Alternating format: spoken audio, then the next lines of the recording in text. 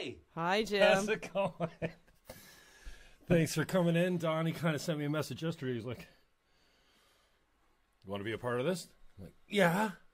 Crazy. Yeah.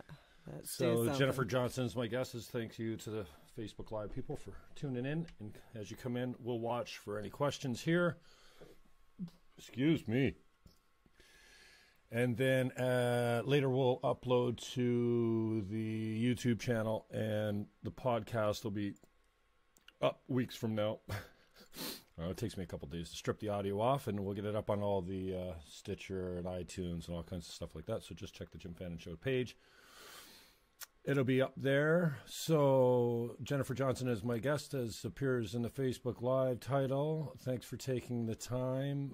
I guess, like I said, the first thing for us to do is just tell Johnathan's story so everyone knows. But I mean, many of the people listening today are going to be listening as supporters, but many of them also are going to be people that have never met you before, never met Johnathan, don't really know the story, and probably are just only hearing about this opioid crisis for the first time, because it's just, I mean, it's only just recently, over the last couple of years, I guess we could say recently, right. starting to maybe gain traction or awareness, or starting to make the media. And this fentanyl thing, I mean, that's getting a lot of press, but, you know, we can talk about that in detail. So, yeah, maybe just take your time. I know you like to talk, so do I, so we can compete for the microphone. But no, I'm not going to cut you off, so just take your time. Tell us, you know, about Johnathan's story. And well, Johnathan, right from a young age, he knew he wanted to be a chef. Like, he was driven. Like, he knew that he was going to be a chef, and you know, he wanted to do it in the biggest way possible. He was 10 years old and asking for ramekins so he could make creme brulee. That's what he asked for Christmas. Wow. Yeah, like he knew that's what he wanted to do, and you know, he worked he got his co-op in high school, where he worked with Mike Gretzinger, who was his mentor. Dennis Morris High School. And he went to college, Toronto. I tried, you know, he was my firstborn of 5, so I tried your favorite. I said, maybe you should just go to Niagara College. No, Mom, I've got to go to Toronto. That's where it's at. That's where I'm going. So off he went. He was 18, and he went to George Brown, and he finished his course, and he just got, you know, chef jobs, and he was doing really well, or so we thought. But you know, I guess they meet people and nefarious people, whatever, you know. Well, it's just youth. I mean, know. That we've all been there, right? Yeah, so that part of the brain hasn't developed yet. They don't really get impact. From our viewpoint, he was doing just fine. He kept getting better jobs. He's doing very well. He was making good money. He always had, you know, his nickname. One of his nicknames was JJ Cashflow, because he would always have money on him and whatnot. He played poker. He'd go to Montreal, and that's a good story too. Is one time he went with a buddy to play poker in Montreal, and they won a tournament, and they, you know, between the two of them, they won over $8,000. So he called, and I guess it must have been in November before Christmas, and he called, and he was bragging about all this money he won. And I was like, you know what, Johnathan, shut up. I don't want to hear about it. I'm struggling to do Christmas for you kids. You know, with 5 kids, it's a struggle. And he's like, oh, I'm sorry, Mom. And then he calls me an hour later, and he says, Mom, check your email. And he sent me $1,000 to help me with it. That's the kind of kid he was. He was just kind and, you know, loving. He loved his siblings. Anyways, he called me, and he lost a job, and he'd gone missing for a couple days, and his girlfriend told me that he was down here in Niagara. And I'm like, and I think it was Mother's Day before he passed, and I'm like, oh, well, he's down here in Niagara, and he didn't come visit me, and it's Mother's Day weekend. So that was a red flag for me. And then I guess he showed up in a cab, and she said, "Oh, I called your mom," and he called me, and he was crying, and that was strange because, and he said, "Mom, I have a really bad problem with drugs," and he told me he was addicted to heroin, and I was shocked, I was concerned, worried, but he almost right away got this really good job at Origin Restaurant with Claudio Prilli, and he said he was gonna get himself clean, and from my viewpoint back then, I was ignorant. I didn't know a lot about it. I was like, oh, you know what, Johnathan, you're an exception. Everything you've set your sights on, you've done. You can do this. And I just thought because he said, oh, he got that job. He couldn't go to rehab. He didn't want to do methadone because a chef it's a lot of hours, and it would have, he said, I wouldn't be able to function properly. So he goes, I'm just going to wean myself off. Well, we know how that went because on April 22nd, his girlfriend called and said Johnathan missed 2 shifts at work. And his dad went right up to Toronto because we were, very concerned. And they couldn't get into his apartment, so he called the police and he reported him missing.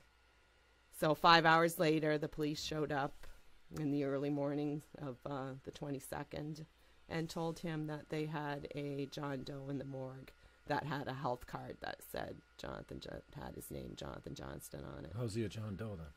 Well, that's what, I questioned the police on it, and he said, oh, well, this happens so often, and we just, and I'm like, oh, okay, like, if it had been a car accident, I'm sure they would have called us. But anyways, what had happened was, I guess at 3:23 a.m., a passerby saw him at the corner. There was a burger place. It was at the time my Resto Burgers, I think it was called, at the corner of King and Yonge. And there was a little alcove there with a granite bench and wooden flower boxes. And he was on the ground, face down. And police and ambulance came, and fire truck and that. And at that time, it was, 2016, April 2016, they didn't have naloxone kits. So they were not able to bring him back. And is naloxone. Is that the adrenaline? Is that what brings you back when you're overdosing? It's like I got one. Oh. I think everyone should have one. Kill you can Bill, save a life. Is that what she jams, or is that Kill? Well, there's two kinds. There's I can't remember that movie when they jam that thing. Remember that? Like an EpiPen? I don't know. They jammed it through the rib cage right into the heart, and bang. I thought it was an adrenaline, but maybe that's what.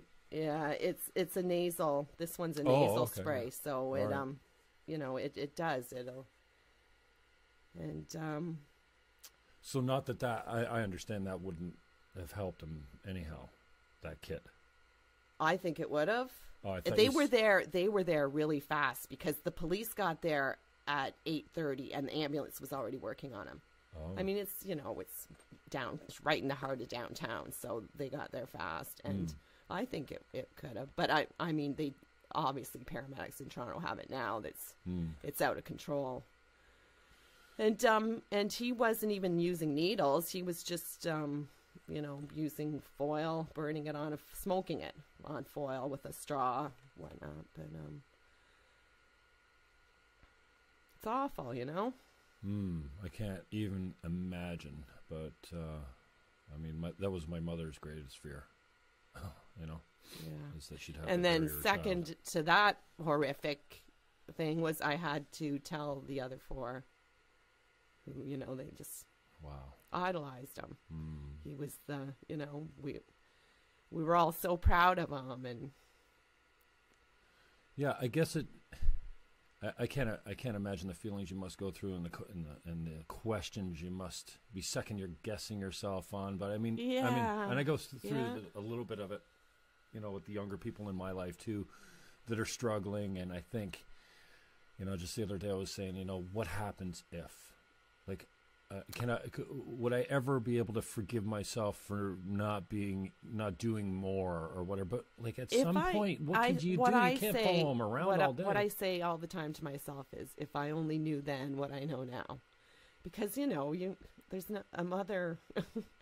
A mother regarding her kids becomes like Sherlock Holmes, right? Yeah, so afterwards, I found out all kinds of things. I guess that's your hindsight, the 2020 part of it. But, that's right. But really, it doesn't matter what you can't keep them safe. You can't keep them away from certain people. You can't follow them around all day. And even if you could, I mean, they're grown up at that age. They're adults, even though they're not, and it kind of.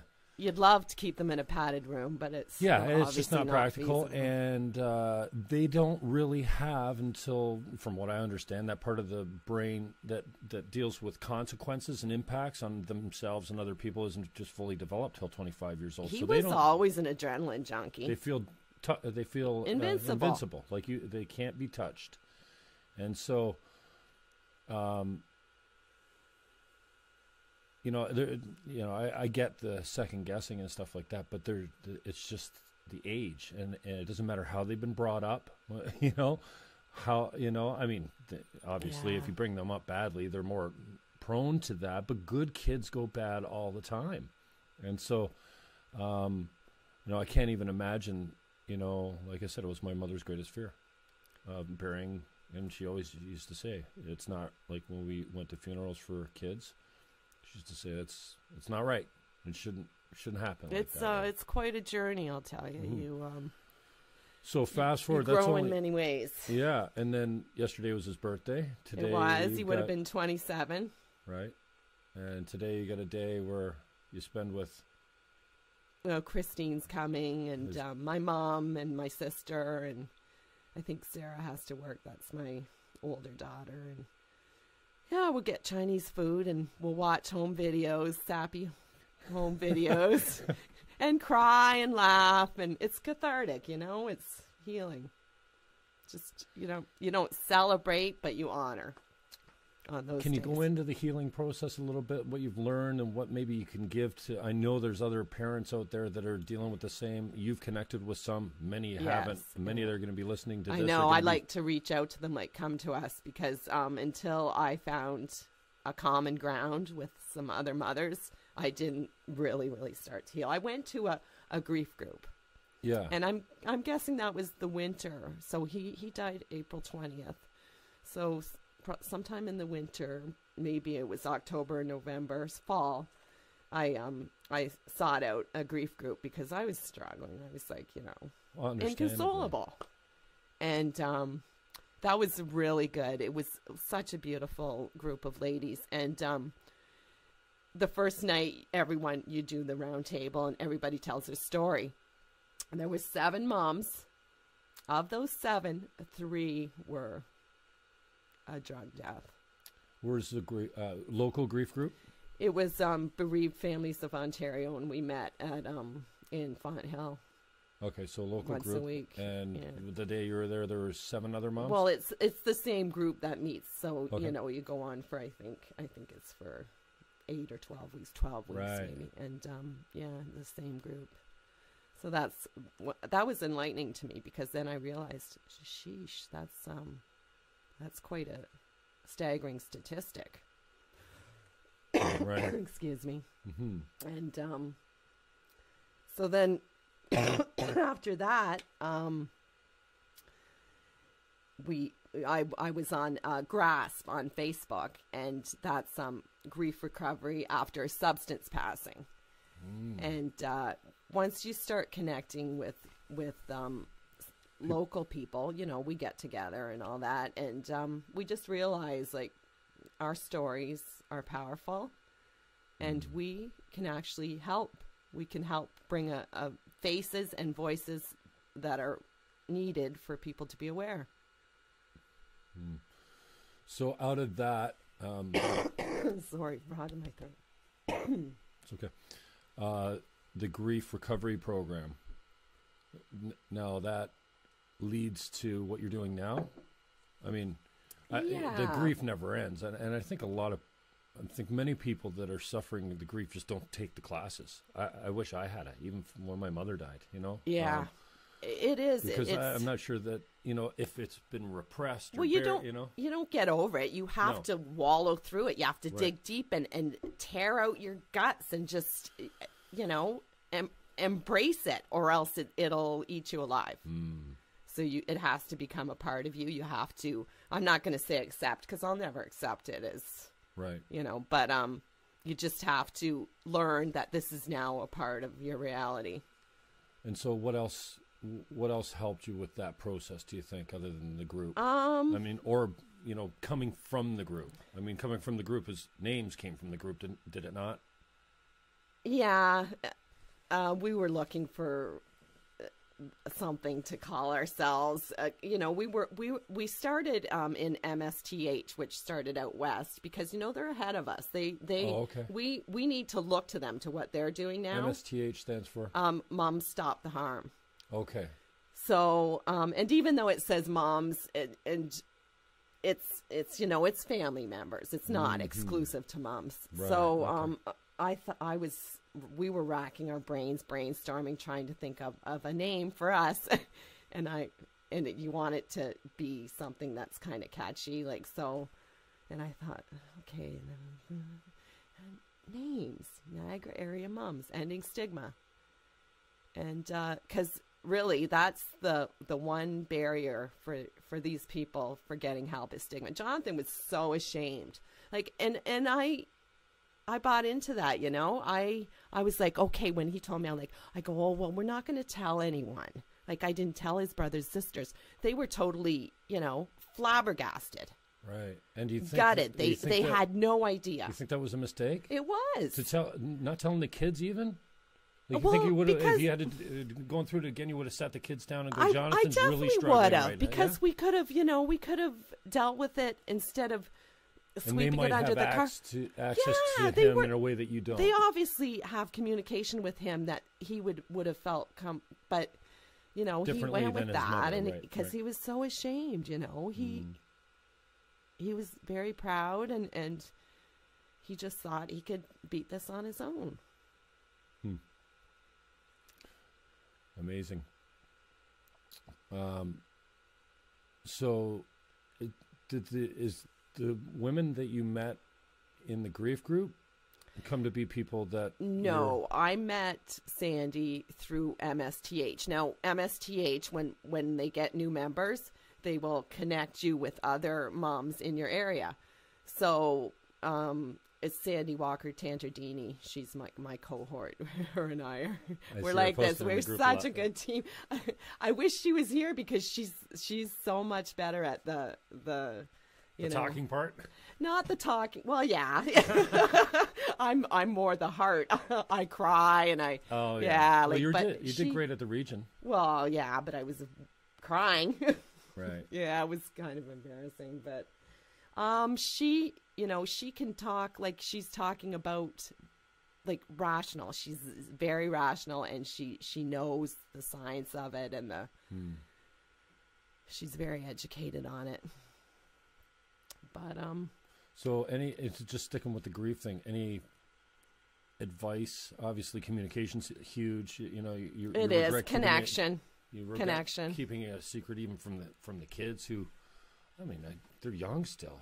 The kids, right? Yeah, he was the oldest, and then his two brothers. They were close. I mean, Johnathan was.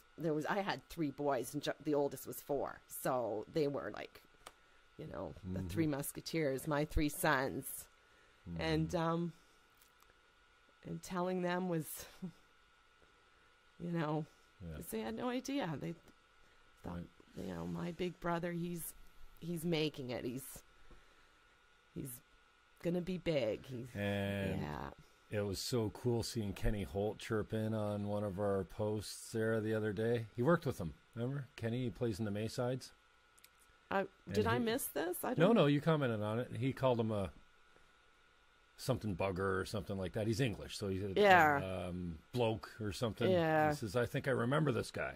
Okay, yeah, And that then was I a think while ago. That Prince was like of Wales, yeah. maybe. He worked Queen's locally. Landing. With Queen's him. Landing, yeah, because that's where The impact is far and wide. You don't really get the, it's one of my often quoted things is you don't really get the impact of your actions or your offspring or their actions and whatnot. So it was pretty cool seeing Kenny come in with his he's got a foul mouth and he's just a punk rocker, But it's so cool to see him be the same kind of crew as Johnathan's, saying, "Hey, I remember that kid." I have people that knew him from years ago. Like they'll share a story about him, and that's sustains me. That to know that he had such an impact on people, and everyone that says the same thing. And of course, they're not going to say, "Well, he's a bit of a jerk," but it's always a wonderful story about how wonderful he was, how he was kind.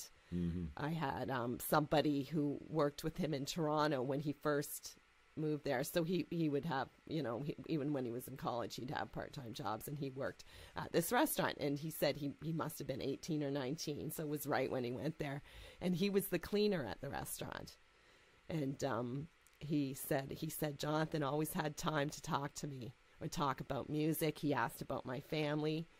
He goes, and I thought to myself at the time, this is an amazing young man. And I don't know, maybe he's just, doing me a kindness, but I think Johnathan really did affect a lot of people. He was wonderful. He was amazing. He lit up a room. He was so charismatic. He had a sense of humor unlike any other. Like, he was just amazing. He really was. So what are you working on now? What do you think your role in this has become? And I mean, we got all the time, so I know there's lots of little things to go through. There's here. a lot. We talked about it a little bit on the phone. Well, I mean, you're a friend of mine, so we talk about it, not in depth, but even just as we're going like a pre-interview email, I'm going, okay, so just so I'm clear, is this what we're saying? The stigmatization. NAMES actually stands for Niagara Area Moms Ending Stigma. Right.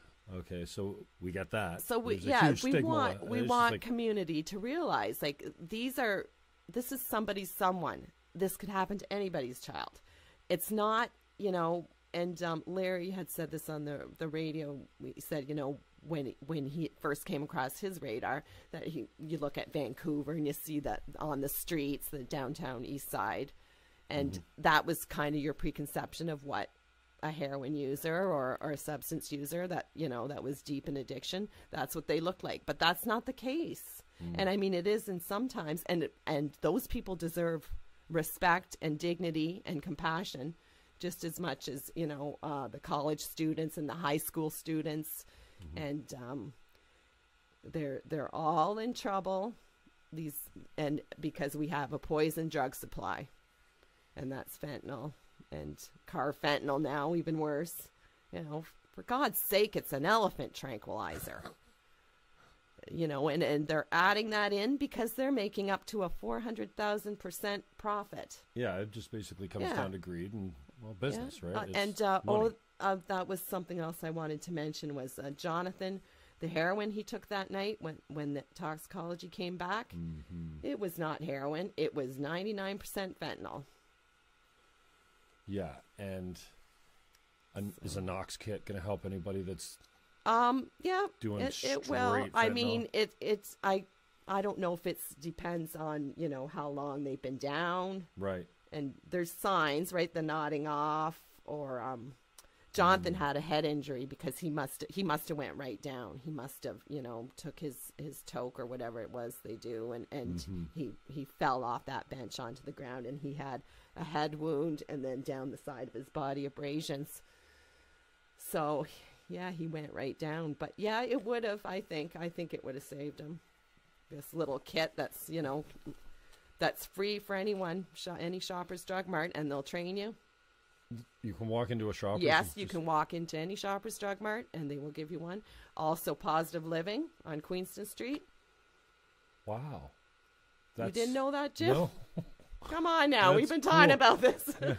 But that's, I guess, why I wanted to and come on, and I think every business, every restaurant, every bar, because it can, it could happen. It's happening. I told you about my daughter, that it had happened at her place of work. Yeah. Right in front of the front door. Who? Well, I'm not going to go into specifics. Which daughter?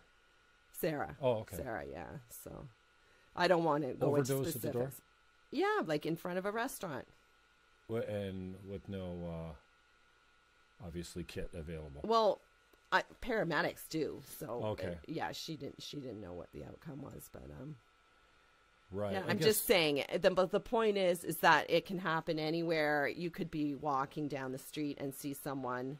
Donnie went to the bank machine, and there was someone. He said it's someone sleeping in the alcove in the ATM.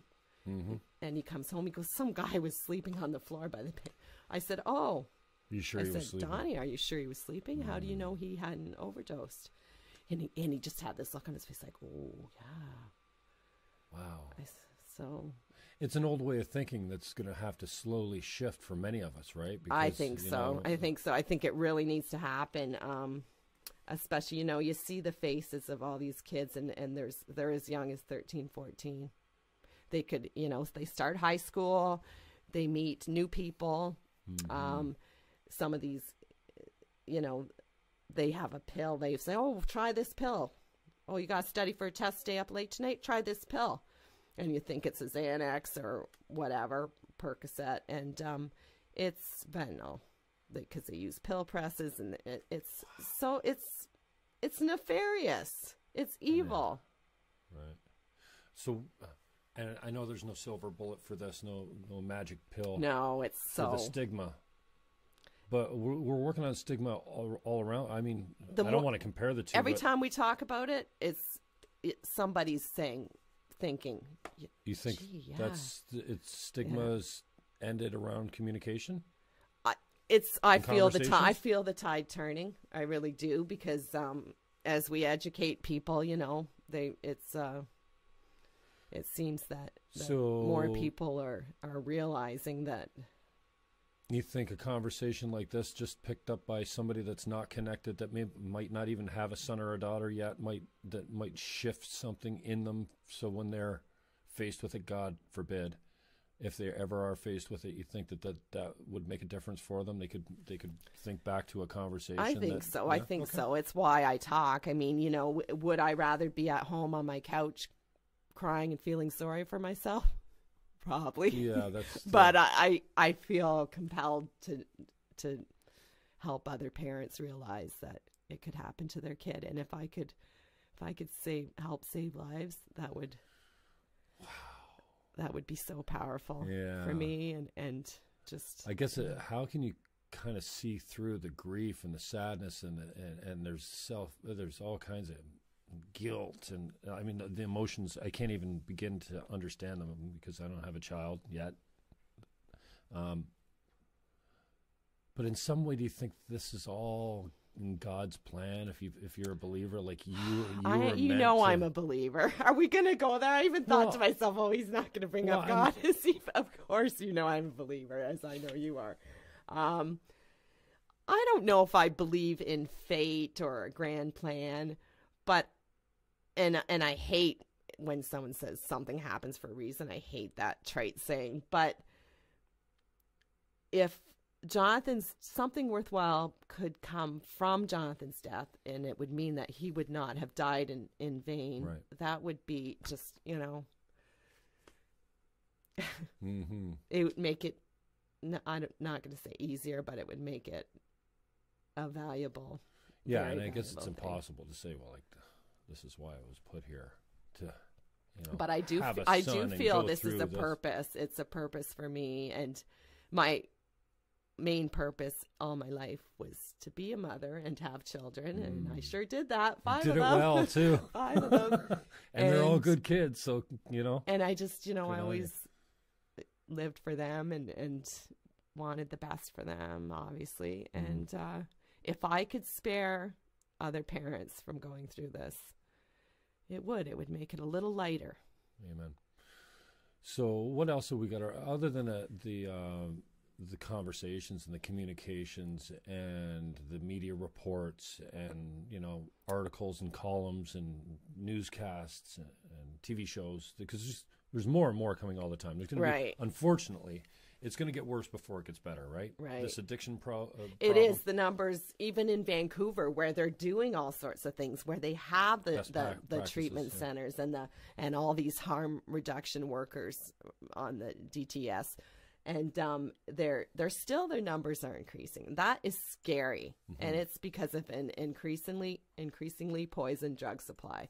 I think out west, it's something like almost 80% of the street drugs are tainted with fentanyl, as they test them or whatnot. And it can be in cocaine, it can be in meth, it can be in heroin. And one hit. Or pills, like I said, the pills. It's bloody scary. And for the first time, I think that our youth, and not even our youth, I mean, everyone uses drugs. Coffee's a drug. I know people don't want to classify it. It's a stimulant. Even food is an addiction for some people. Yeah. Like sugar. Everybody has an addiction to something. Absolutely, and hundreds of them. You know, you really think about it. There's mental addictions, physical addictions, sexual addictions. Dependencies, and that don't, classically qualify. So, unfortunately, it seems like it's got to be.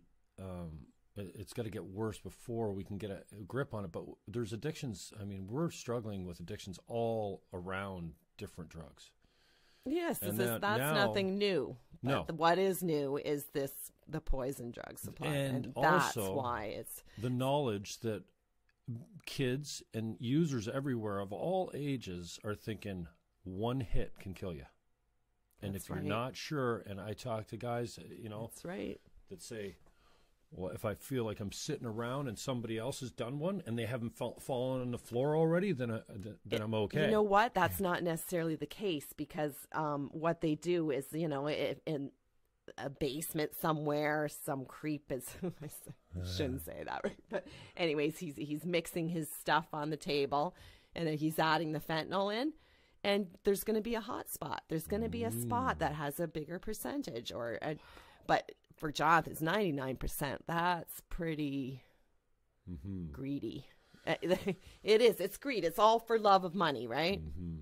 So other than the conversations and everything we just mentioned, what else do you see around the stigmatization that we can do to help, or that you think will be part of the process of getting people to a point where they're okay talking about it, they're okay talking to their kids about it, they're okay? I mean, you're not going to stop kids from being kids, but the stigmatization has to be a huge problem. First of all, the war on drugs has been an abysmal failure. You can all see that, right? Like, you can't just we can't arrest our way out of this problem.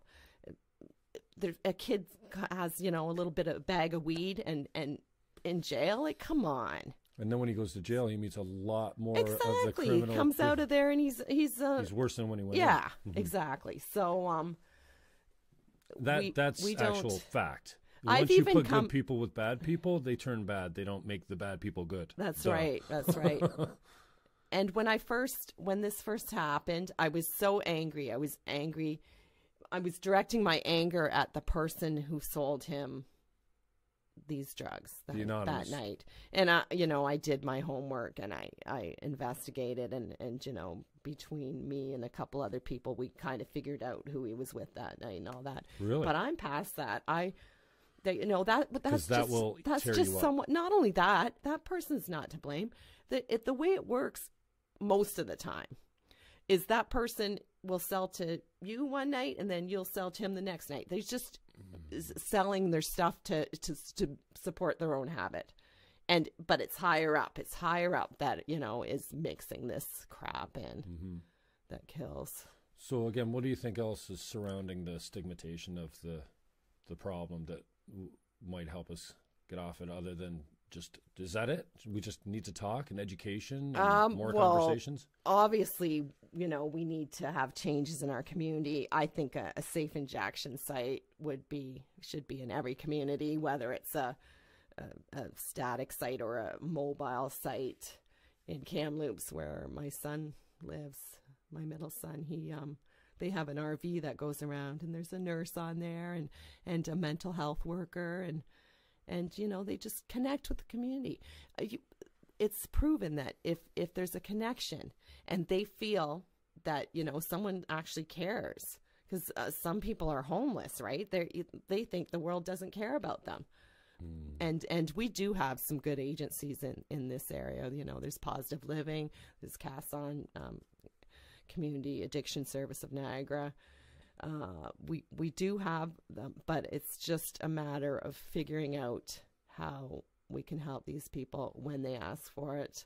We can't have waiting lists. Waiting lists kill. If someone goes for help. Mental health?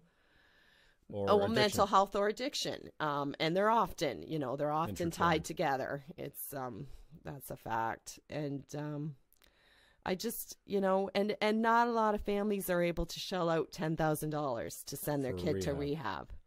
And rehab isn't always effective. In fact, it's quite often not. In fact, it can often be the most dangerous thing that you do. Because more addicts. Well, you get more people to hang out. They can make connections there, or they get out and, you know, they've been clean now. They've detoxed. They hit it harder than they ever did before. So yeah, it's you know what? I was so good. I'm gonna have one last hurrah. Well, guess what? That their tolerance is down. They're susceptible to overdose. And how's the safe injection sites help from a standpoint of? I mean, if you got bad drugs, you're just gonna die at the safe injection site. No, they don't. Oh no. Do they offer testing? And stuff I have been to Moss Park. But did I read in a club the other day that they were saying or was that a joke where they said bring your stuff by and we'll test it to make sure you're okay? Oh, that's a thing? That's a thing. Testing at a club? strips. Oh, at a club. I would hope so. Wow. Because I think that's just a scam to bring your stuff over so we can figure out who's got the good stuff. You know what I mean? But is that actually a thing? Yeah, I heard that somewhere. Well, it should be a thing. When you want to know if you were a substance user, when you want to know if there's fentanyl in it. Wow, yeah. And you know, you have to wonder, though, sometimes. And so back some of them, even if they knew, they'd probably still do it. But you'd be more careful, right? About safe injection sites then, so. I have been to Moss Park a couple times, and what a beautiful thing. And I mean, you know, the people that live, a lot of the people in the neighborhood there, they obviously hate it, right? They think, oh, you know, just let them die or things like that, right? But the connection and the just compassion and the caring that is there is amazing. There's something special about it. I think I remember hearing about this because I just picture it as a big room where a bunch of people are, you know, whipping out their needles and doing drugs. But there's a process. You go through the doors and you get hit by support workers, right? Yes, there's volunteers, and they're all volunteers. They're doing this. That's an unsanctioned site, so it's they're Moss volunteers. Park is where? Oh, west. Toronto. Okay. It's on forget. Basically. Queen Street, maybe, but it's right. anyways. So downtown, it's beautiful to see, and some of the people are just, you know, they love the connection. They go there, they have a snack, they hang out a little bit after they do whatever, and there's a one tent for injection and another one for smoking. If they're smoking crack, because. This is like an outdoor park? And then there's a chill tent. Yes, it is. Wow. And people come by with donations of food, pizza, whatnot. Wow. And it just puts that idea in their head. Oh, somebody actually cares about us. Because the and most that's lonely huge, thing in the world is being an addicted drug addict. And even worse, homeless. Some of them are homeless, right? So it's sad. It's sad, but it's beautiful to see people volunteering their time and their service to other people that are. Okay, so what's available at the site other than a safe place to get high and to chill? And then there's, you have volunteer support workers that are there, obviously, for some level of counseling or kinship or kinship connection, because conversations. You just know that a connection could be the difference between someone just giving up and saying, F this, my life sucks, and who cares about me? Well, guess what? And somebody does care. And obviously, at a safe injection site, you're probably closer to an addiction counselor than you are anywhere. Right. They can guide them in the right direction if they they need to want it for themselves. Mm-hmm. But I think connection helps with that, where they think, you know, maybe because, you know, I'm sure some of them How do are we like, sell I don't that even to the small communities around the country? It's a tough sell. Oh, It's right. a tough We're sell. gonna Understandably open so. up a SIS in your backyard, and people are like, "What?" I know, but you know what? Centennial Gardens in St. Catharines, there's needles there all the time. So it will actually help protect our residents, because they won't, you know, the needles aren't going to be just discarded on the sidewalk. Would you want to be in a park and your kid picking up a dirty needle? Did you hear the guy on the radio yesterday? Yeah, I saw that. Jammed a kid. He was fishing with his kid on some river, and he goes, "Daddy," he's got a needle. Yep. A bent needle sticking out of his. Yeah. Can you imagine? Can you the kid's imagine? going through HIV treatment. Yeah. So and, what's it, HIV and what was the hepatitis? How scary is that? I don't know. I forget how old the kid was, but he's young, and those HIV like protection, or you know, it's like if you're at risk, if you don't know, it's not right. like they're treating you for HIV. It's just preventative. Exactly. That's the word. Thank you. They ruin most adults' health system. You know, so I can't even. You know, somebody said, I can't even imagine what a child would be on that. But I mean, it seems like the more the problem worsens, the more needles we're going to find around, safe injection sites or not. It is not going to stop them from being everywhere. But again, there's now the stigmatization around the SIS as well as there's all. But the biggest thing is keeping people alive. We don't want people dying. It's a small thing. Like, they're monitored there, and I mean, there's still going to be the users that use in their home that are hiding in shame in their home.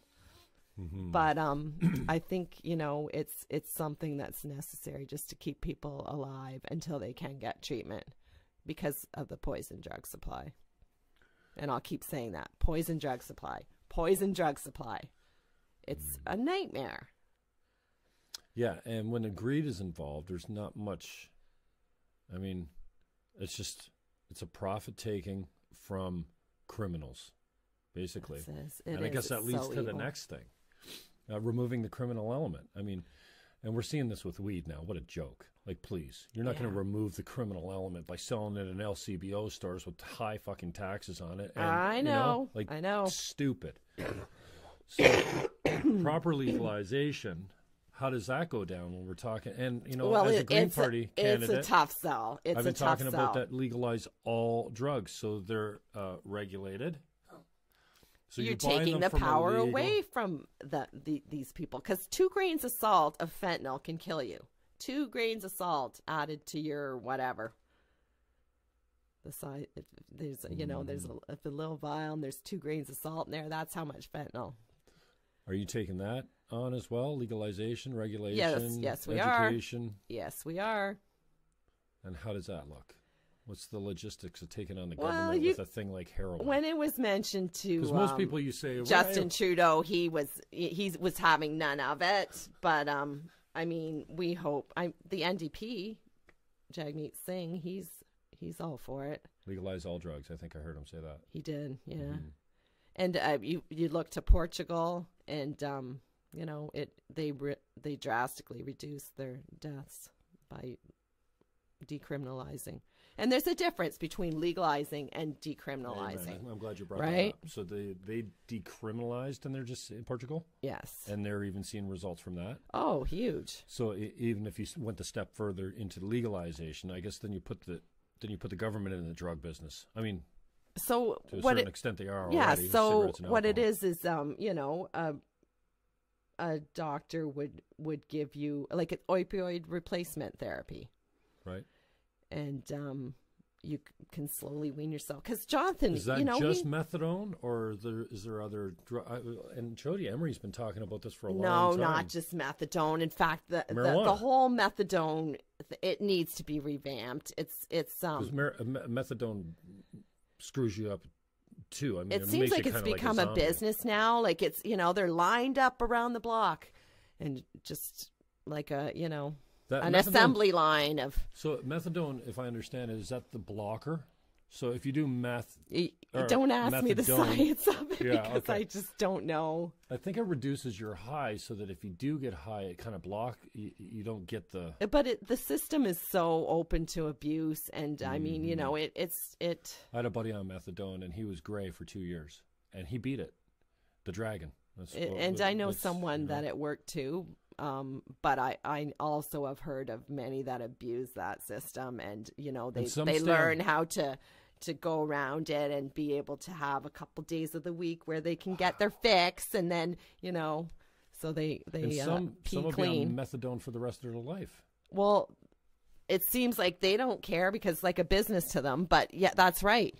And that's not what we want. Like, I mean, it is good for some people, and of course we still need it. There's, you know, but there's other things, and there's Well, like I said, Jody Emery, and I don't know the science behind it either, and I'm not, you know, certainly I've been, you know, an advocate for the industrial use of hemp, and, you know, obviously, you know, talking about the legalization all through my campaigns as a Green Party candidate, that's their take, is legalize it all, even the hard drugs. Yeah.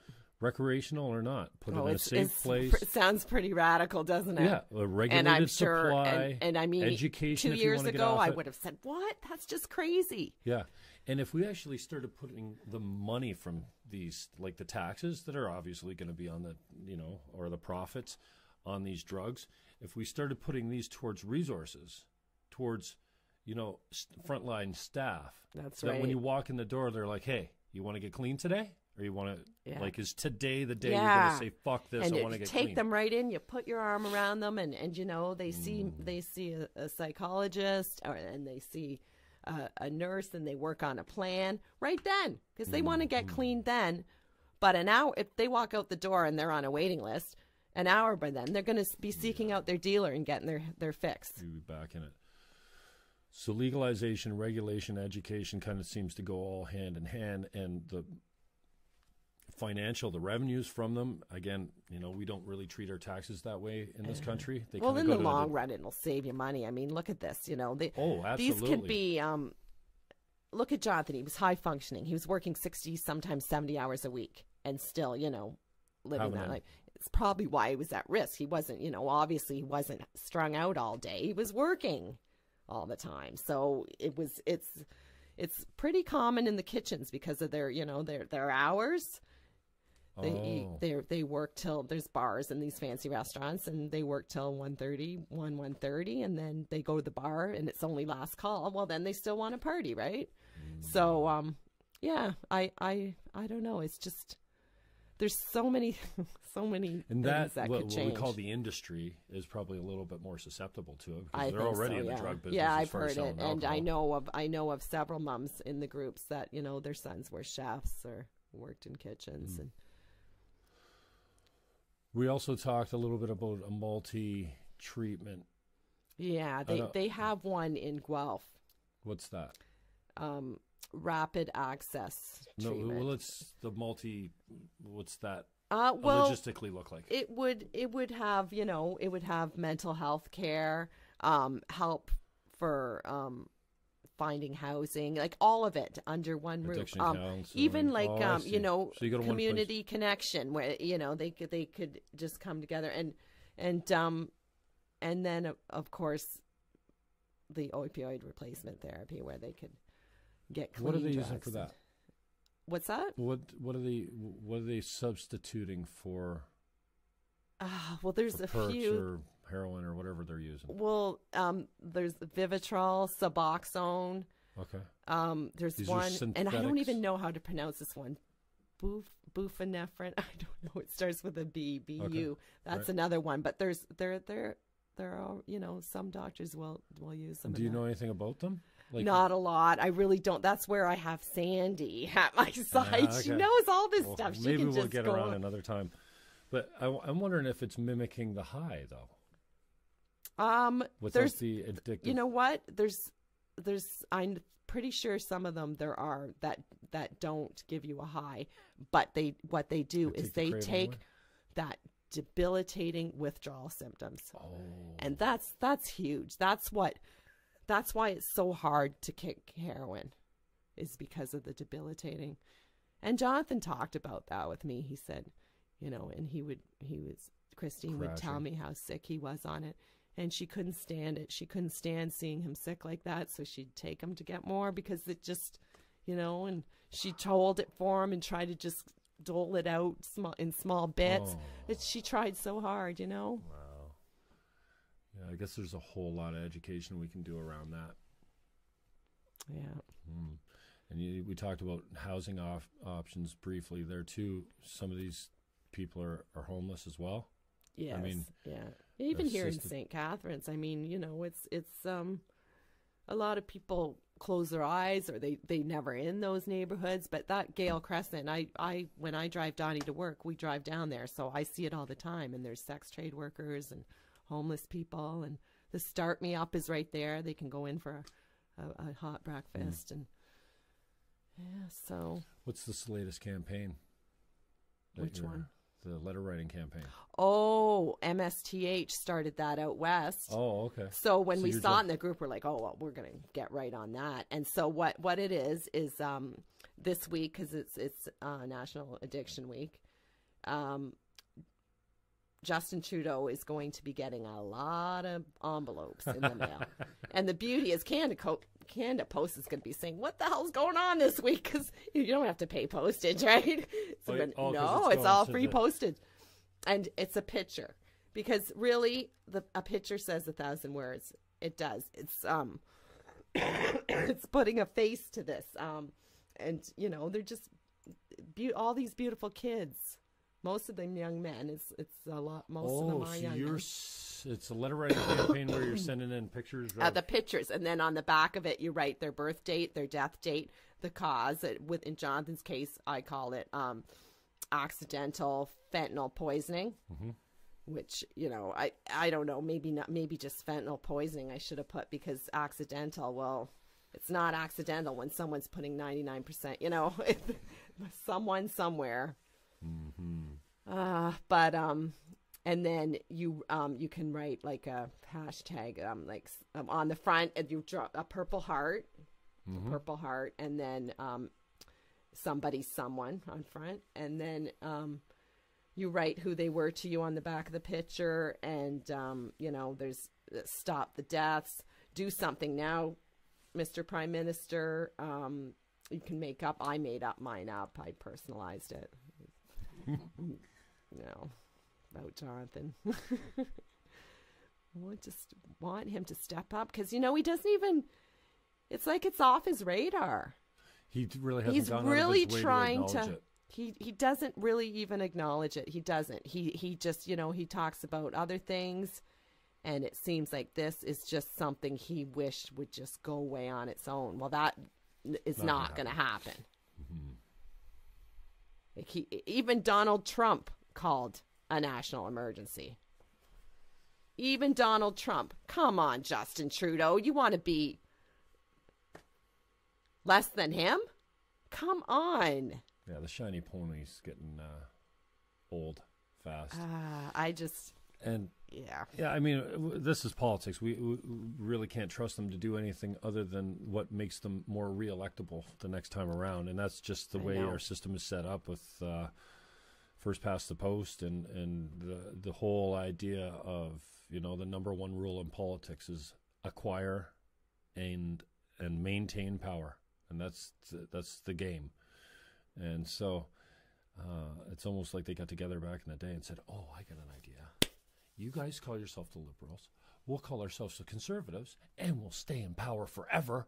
But we'll just do the same thing all the time. Yeah, we'll just continue to raise taxes and screw the elector." Well, can we just stop? Maybe you could ask. We could just ask everybody to vote NDP, because I know it'd be tough to get them in, but wouldn't it be? The NDP has got a long tradition of going away from things that they promised too. So it's almost like the system is corrupted to a point where you can't get them to, to make good on their contract, because the contract is what they put out there to be elected. It's called an election platform. That's basically the contract with the people, and the people that vote for them, That's their end of the contract. Right. And then when once they get in with a majority, see my eyes glazing over. yeah. Well, once they get in with a majority government, there's nobody to hold them to account because they don't have strong opposition, and that's why I'm opposed to majority governments. Because if you have minority governments, minority's definitely better. I know it can that. fall at any time much. because you can be taken down at any time. And so, it was a perfect example of when Stephen Harper was in power. He had to buy the NDP off because Jack Layton had a list of all these socialist things that he wanted. So to stay in power, he had to write a big fat. He was the most socialist prime minister ever, Stephen Harper, because he had to pay the NDP off to keep him in power.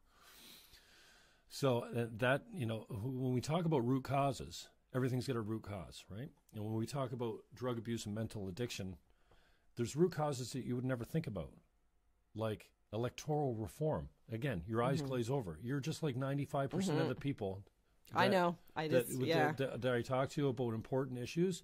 Every time I've run an election, I hope I never run another one, but I see this need to help educate people and just like to tell people, help people understand that there's root causes to everything. And you think your life sucks? Well, sometimes the root causes are our electoral system, and you can see it here. So, the electoral system's a root cause of every problem that we face today.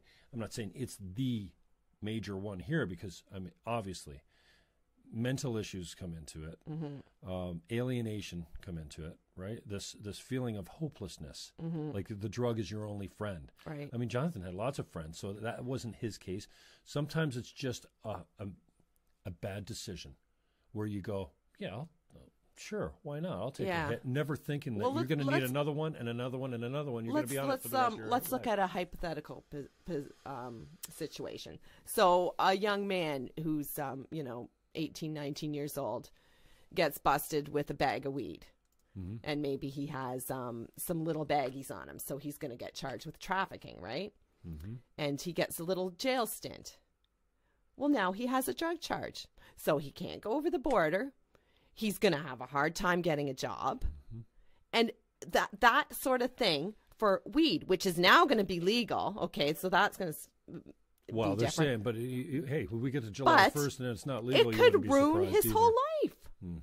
The next thing you know, he's doing harder drugs. And not to mention the introduction to the crime element. You do hard time in the Don jail. That is. Are you kidding me? Like that, it's like hell on earth. I've never been there. I've heard. Don jail is not a great place to go, and there's probably a lot. It's nothing against Toronto or whatever. I wonder how many overdoses there are in jails too. Like, you never hear about those. We don't know because we don't hear. We don't even like they. I saw a graphic and I posted it about overdose calls in the region, and between 2016 and 2017, the numbers are just skyrocketing. So that's scary, like that's, but they don't, the deaths, well, we don't have that data yet. It's always, we don't have that data yet. Well, maybe you should, what does it take to get that data out to the public so they know how many young people have died? I hear about it quite often because, I have so many kids who are young adults. And my friend told me that their friend, or someone I work with said that his cousin died of an overdose. Like it's really, really is out there, and unless it strikes you, it's not on your radar, and that needs to change. We all need to realize that it could happen to our kids. So thank you to the Facebook crowd for your comments coming in. If you have any questions, Jennifer Johnson, just hit them up. I just Googled solving the opioid epidemic. First thing that comes up here, and I put news. And chronic pain, obviously. People have chronic pain, so we need better painkillers or what? I don't know. Well, a study just came out that Advil and acetaminophen are just as effective as, a Percocet. Because you can... A kid gets his wisdom teeth out at age 16, and he's prescribed opioids? Are you kidding me? Advil kills. Come on. And you know what? Perks don't Could be destroying his whole life with that one prescription. Perks don't help back pain, don't help oral pain. It's for me, it's the ibuprofen. Me too. Yeah, headaches. I had like that. I have and a degenerative disc and sciatica, and they gave me OxyContin. This was many years ago. That doesn't help. No, it just made me stupid and say stupid stuff. So I just took ibuprofen and you know what, manage it. I did stretches and that, and maybe it there's subsided. education there. Yeah, my back was totaled. I mean, like, you know, when you, I don't know if you know, but my mother used to put her back out, and you can't do anything. It is a horrible. It's a horrible pain. Oh yeah, and you're immobilized, so that anything you do is super slow and whatever. So, and I've got perks from my doctor. I don't like taking them that much, and I've had leftover painkillers from when I had my kidney stone. Mm-hmm. Oh, wow.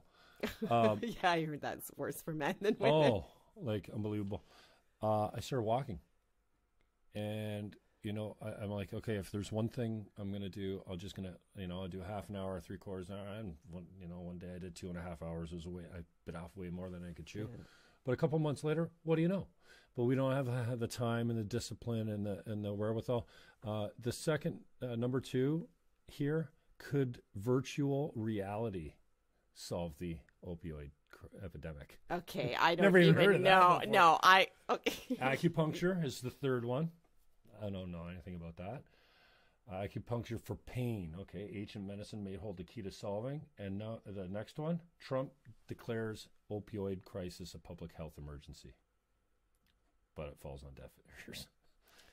Yeah, what did they have? $56 in the bank account or something? 56,000, I forget. It's just the beginning, the declaration. So maybe Trudeau needs to do what Trump's done. You know, when I had Alicia, it was the SARS epidemic, and it was called an emergency. And I mean, SARS was like this. Yeah, it lasted about 5 minutes. SARS. Exactly, and there was maybe 40-something deaths. Yeah, and we contained it immediately. We had in 2016 almost, like 3,000 deaths. And those numbers you wait till the final numbers come out for 2017. So how can you justify not calling this? And I guess the rationale is that, because it's not going to end. But it could end. Decriminalization. Let's say it again. Yeah. Yeah, amen to that. And that's a long road. I don't know. I know, it's a real. I don't know that letter writing campaigns are going to, there's obviously strength in numbers. So, and you've got your own little local group here, and then there's, what do you call it? MSTH, Mom Stop the Harm. Yeah, I remember when I saw that on your, I'm like, hey, my son the hurricane. Oh, no, it's not. So do we need to all come together somehow to form a bigger group or a lobby group? I mean, and what you got working against you is you don't have resources. You don't have money. You don't have lobbyists. There is an opioid network committee. And when we presented in September at Regional Council, it had already been in the works for over a year. But they hadn't had their first meeting yet. So it's tomorrow. Wow. And there's 4 parts. There's harm reduction. There's anyways. So that'll be tomorrow. And we're going. You're attending that? Sandy is that open committee? Public health meeting? Think so. So would you get a special invite to it? Yeah. And they had originally just wanted one of us. But I said, can Sandy come too? She's much better at verbalizing what needs to be done. She's a firecracker. In a small package. And I went to the group, and the group's called Niagara Area Moms Ending Stigma NAMES. Right, and so, you more than doubled our numbers yesterday, Jim. Well, I didn't really, and you're welcome. I didn't know what I was doing. Sandy was like, what? I didn't know what I was doing. Now? I just invited a few people that I thought would be, I don't want to say sympathetic, but understanding. But interested. Yeah, supportive. Right. So I couldn't share the group because it was closed. Now it's open. Well, Donnie went in there and did his Donnie thing. Yeah. And so, but these Noah, Scott, John, Johnathan, Jenna. That was the 5 of us. That was the picture we brought to Regional Council. I mean, and it had an impact. I could tell. we were going to bring all this information printed out and all that. And then we just decided, you know what? This is why we're here. Let's just bring, I know they're beautiful pictures. Is it Sandy? Sandy, her son is Scott. What a beautiful picture. Yes. Like, I mean, and to think, like, I'm like, oh, well, she's got a really good looking kid there, but he's gone. Like, that's like, again, I have And no what about children, Jaina, 19 years old? Beautiful girl. Her mom is just a beautiful lady. And maybe. Noah, he, you know, such a sweetheart. Just young. None of them. And so anyway, over 30. I went to the group and I thought it was inviting people so that they could say, yes, join. We have to approve it, right? And Sandy said, I get that. And then Sandy one of my says, friends, we've got 30 new people. What's going on? Yeah, well, she's at work. Well, it was I said, oh, Jim and sorry, Donnie. guys, I added you. You know when people add you to the group and you're like, fuck that. Yeah. Add me to some group and then I'm going to get notifications coming out the hoo-ha. But it's not, there's not a lot. It's not a lot of posts. I noticed. So a friend of mine said yesterday, he sent me a message. Said, hey, what's this group you added me to? I'm like, oh, bro, sorry. I didn't know I was adding people. And then I went back and looked at the members list. I'm like, so sorry, but you know, most of the people I picked, and I could probably go through and add a bunch more, but you know, I hate getting added to a group without being asked. Well, they can leave if they want. Like, but we won't be offended. I thought it was inviting people only, so that's how I increased your numbers unknowingly. Even I don't know. Don't ask me how it works. I've got a Donnie, so I kind of, I just kind of let him deal with any techie stuff. Yeah, I've got a Donnie. So back to the Knox kits. Yeah. That's such a great thing. So I think, everyone 15 minute training session and you're good to go and you can save a life. You got to get trained on it while you're at Shoppers? Just so you know what you're doing. This one's the nasal, the injectable one is. Like, I'm going to go get one. I don't feel like, you never know. Of course. Like, I got a flat tire the other day, and my car sat at the plaza all weekend because I didn't know they had a can that you just go to this. It fills your tire up with gunk and gets you to the next place. Yeah. Oh yeah. It's still running. I was like calling Labor Day weekend. I'm calling my buddies. I'm going, hey, oh no, we're down for the weekend. I go, okay, I guess my car's going to be here for the weekend. No CAA. I call my friend. He goes, dude, yeah, I'll come. I'll bring the compressor and I'll bring a bottle of that gunk. Tire goo or gunk, yeah. I'm like, what goo? I didn't even know. So, like, everyone should have one in their car because my car doesn't have a spare like most cars do. I can't believe that some people might even say, oh, what is that? I can't believe it. Like, well, in my world, right, it's like we've been talking about it for so long. But, yeah, it needs to be. The more out there, the better. So what a gift to be able to save someone's life. Everyone should just, like, it's free. Why not just roll into Shoppers and put it in your car? There's so many maybe aspects to this that we could use to publicize it. You know what I mean? Because I don't know that the letter writing campaign is going to, change Justin Trudeau's mind much. I don't know that your group, no matter how big it gets, unless it's got money behind it, and I don't know where the money comes from. I mean, because anything that gets changed is related to big revenues and lobby groups and big business. And unfortunately, that's the way politics is kind of run these days. So these groups that are more important, these social advocacy groups of stopping kids from like falling down dead because of grassroots organizations. Yeah, they have no money. Well, let's look at an example. Remember MAD, Mothers Against Drunk Drivers? They're still around. They're probably well funded. And they got laws changed. Mm-hmm. They're much stiffer penalties came in for people that were driving under the influence. Yeah. They changed policy. Yeah, and it's a little bit, yeah, you're right. A little bit different as far as, the animal that you're hunting. I know, and that's the tough sell. But that's stigma. That's because of stigma. So we're breaking it down. We're chipping away at that wall. So if nothing else, everyone should just drop into Shoppers Drug Mart and pick one of these up and get 2 if you can. Yeah. You should have one in your house. Yeah. You should have one. You can't really keep them in a cold car. Oh, you they can't? don't. No, they can't. That's a good point okay. They shouldn't be kept in a cold car. I keep mine in my purse. Donnie, I sometimes I'll send it to him I should get 2 and just have him have his own because where he works at sometimes he sees needles in the back. Yeah, because it's downtown. He sees needles in that. Downtown seems to be a hub for this type of activity too, for the drug using, or is it just any open park will do? Or I don't know. I think it could be found. Needles could be found in any park. Yeah, I find them on the beach out the far end of the north end of St. Catharines. It's sad. It really is. It's every time I see a needle. My sister saw one at the gas station parking lot the other day.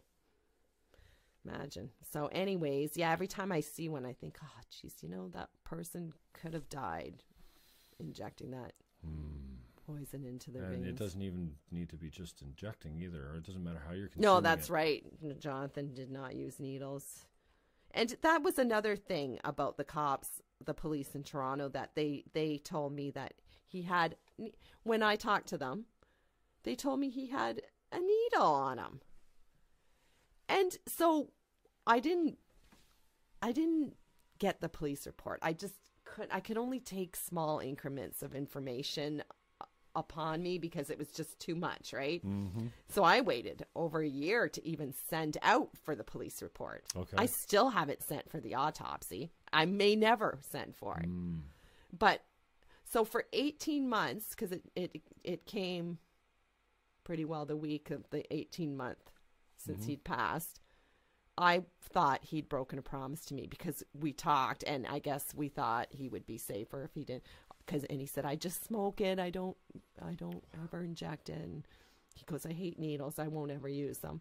So I thought he broke that promise to me. He promised me. He goes, oh, don't worry, Mom. I won't use needles. So for 18 months, I thought my son broke that promise to me.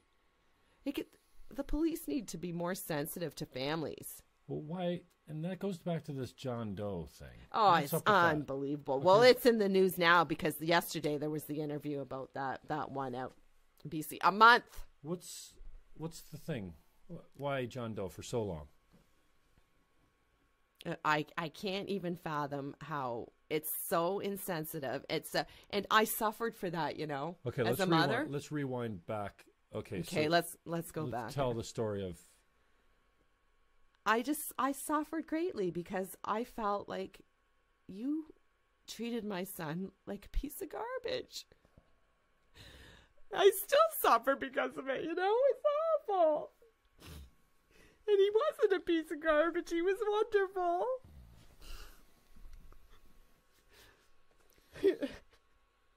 I knew this would happen at some point.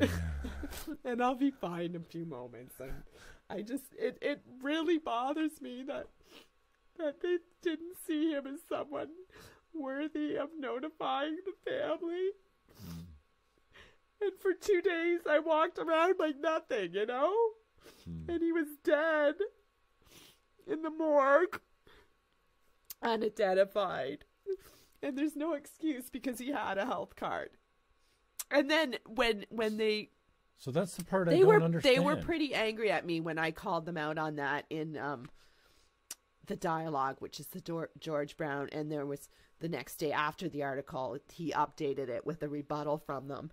And it's unfortunate she feels that way. And from my speaking to the officers, that was not the case at all. They did not devalue his life. And due to the commonness of the name, and fuck off. Honestly. Really? Because his name was common? We've lived in the same house for 23 years. And they couldn't find us with government issue ID. I call bullshit. Okay, so why? What is it? Just insensitivity? What do you think? The cops are just giving a fuck you to the parenting, saying, you know what, you're a bad parent, you deserve this kind of shit? Like, he was the okay. Why does when a kid I look that's back, got ID lay in a morgue for 2 days without somebody? When I look back, I remember the conversation, of course, it was that, it was a Friday that we found out the early morning. You mean found out when somebody got a hold of you and said? Well, what it was, my ex, Jonathan's dad, he lives in Hamilton, right? Mm-hmm. So he drove there and he found out. Oh, okay. So him and his girlfriend, no, they didn't. They came right to me because they knew they had to tell me, right? No, but how did Don find out? The police came to outside. They waited for five hours outside of Jonathan's apartment for them to come. Oh. So he drove to tell me, and Bonnie called me. That's his girlfriend. She called me and she said, "We're going to be there in 5 minutes." And I knew, right? Oh, and I'm like, "Why?" And I could hear Don in the background, "Hang up now." Because they wanted to tell me in person, right?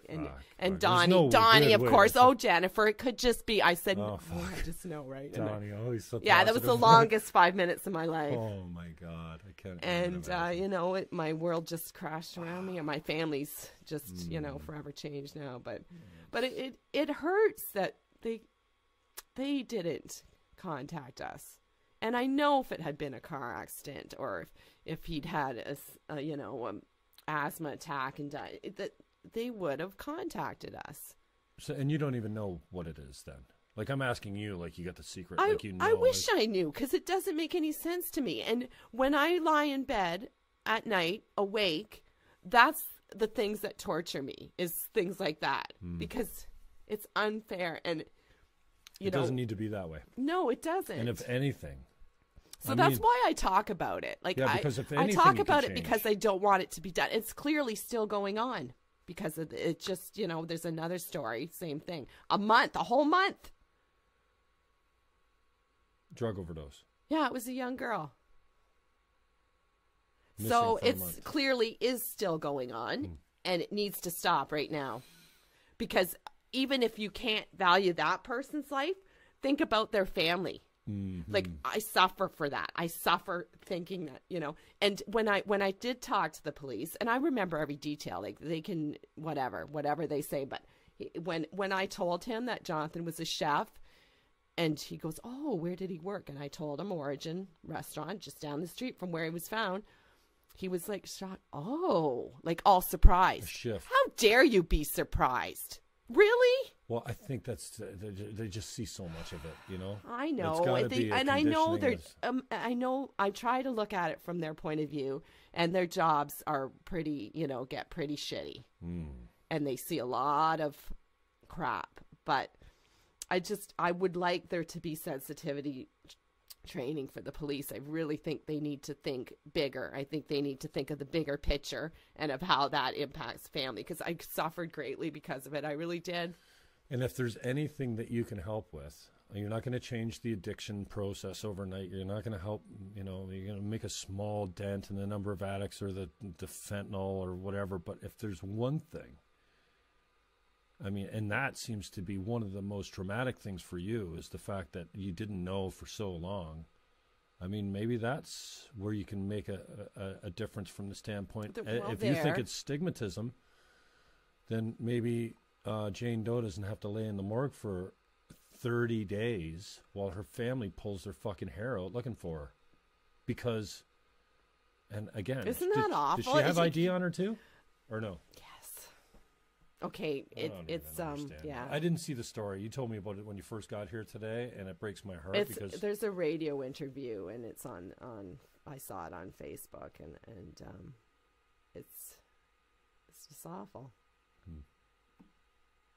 So, for privacy issues, I probably shouldn't be telling about someone else's story, but it's just it brought it back for me. Because I can imagine 2 days was bad enough for me, but a month, I just can't even fathom that. Like, and I know how much she'll suffer for it, that mother and the family. Well, thank you so much for coming in. I know we didn't talk about education in schools. We can. Hey, I got all the time. We didn't talk about education in schools. I thought we were running out of topics, so let's hit it. Well, it just came to me, so that was Johnathan in my ear. Because I don't want to just that be was sitting Johnathan here in with my that ear. air looking at, my friend. We would like to speak in schools. We would like to talk to kids as young as, grade 6 or 7 before they get to high school. And, obviously the say no to drugs doesn't work, but how about the say no to drugs doesn't work, but how about the you might die if you try a drug? That might work a little better. But, and to see the faces of the faces of this epidemic.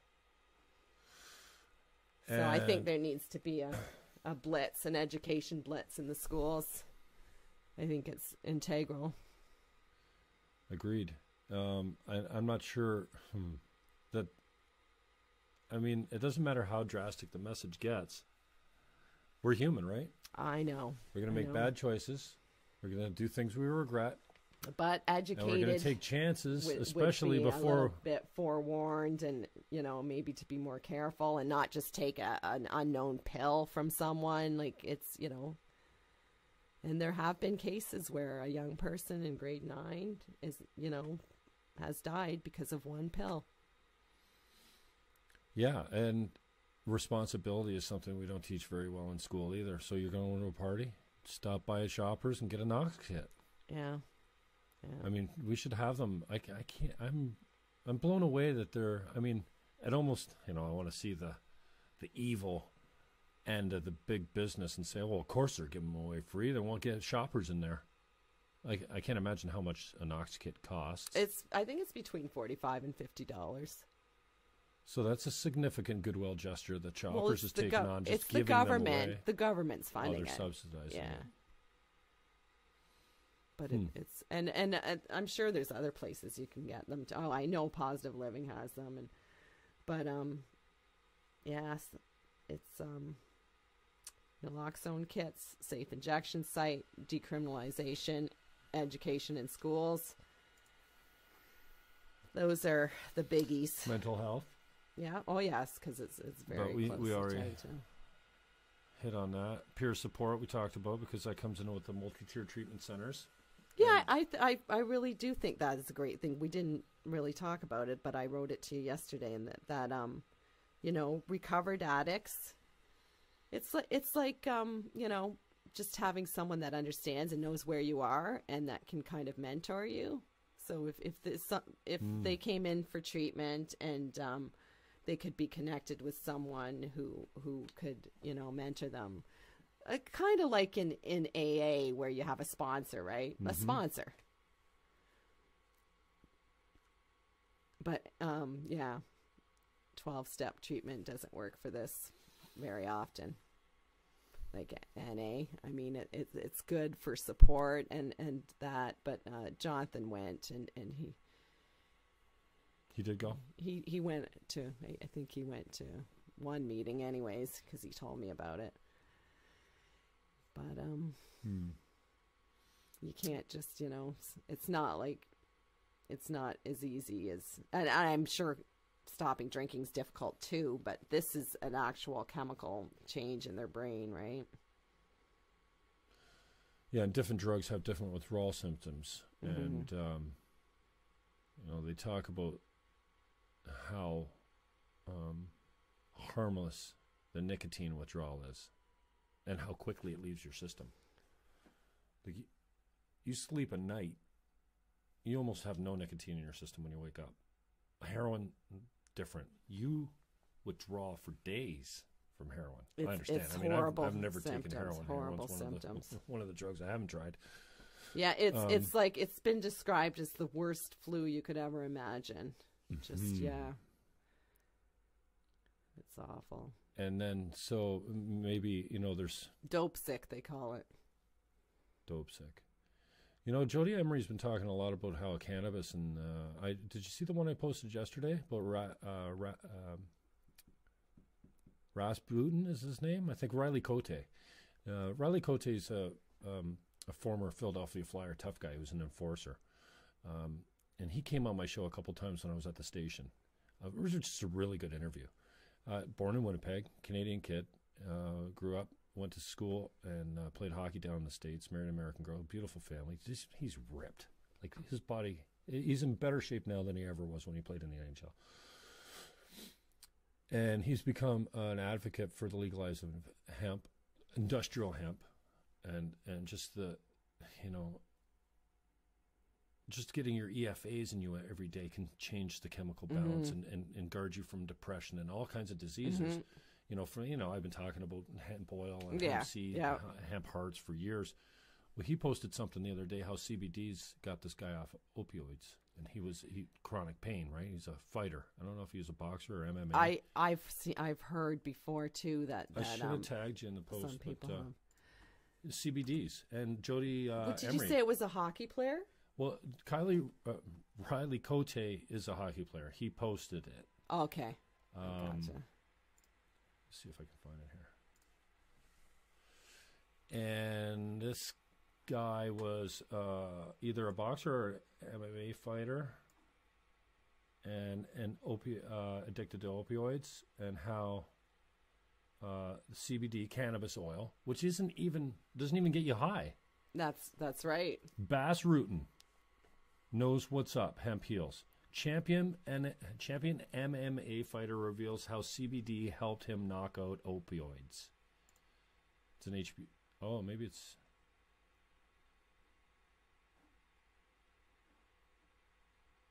Anyone who watches professional fighting on a regular basis, you can definitely appreciate the violence the fighter's body's going through.